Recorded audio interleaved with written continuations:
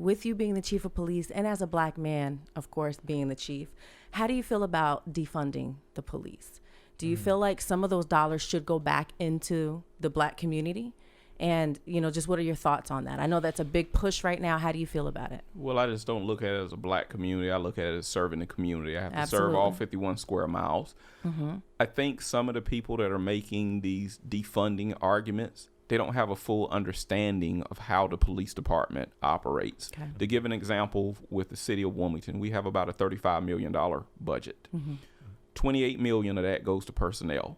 So if you start cutting, you're going to start cutting into the personnel because we're very limited on our operating expenses. We have to have patrol cars to operate. We have to have fuel. You have to be able to buy uniforms. Yes. Right. These ballistic vests, like the one that I'm wearing, they only have a 5-year life. You have to replace them every 5 years. And there's things like this radio that's on the table. Right. It's got a life on it.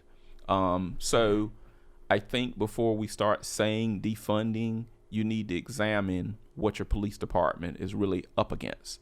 And keep in mind, for the city of Wilmington, we have a gunfire issue. Right. Between January and May 25th, we had 1,058 rounds of ammunition fired indiscriminately through the city. Goodness. We still have to deal with that.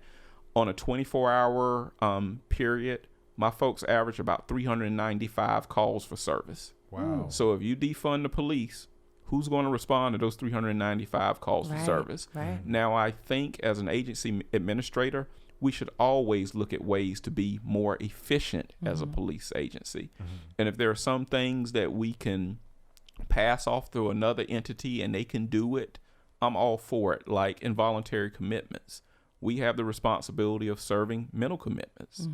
And Agreed. To me, mental commitments probably should not be served by the police. If someone's in mental crisis and they're not in possession of a weapon, I like that you brought that up. Is the police the best entity to go take them into custody? Right. Yeah. And the way that we operate now under the law, that's how we do it. Right. So if we can look at things like that and maybe taking that responsibility off of us, I would be open to it. But to just make a statement like, well, let's just defund the police. Right. Find out more about what your police is doing. And again, to give an example, day before yesterday, we responded to suicides. While we were out on the suicide, we had a shooting take place that we responded to. We're responding to traffic accidents. We investigate 7,000 reportable traffic accidents a year. Right. And then you have non-reportable traffic accidents. So there's just a lot of things that we do, and I just don't think people fully understand that are saying defund law enforcement agencies. Right. Yeah. Ladies and gentlemen. Why they got us cutting up? Woo! Why they got us cutting up? Woo! Why they got us cutting up? Yeah. Why they got us cutting up?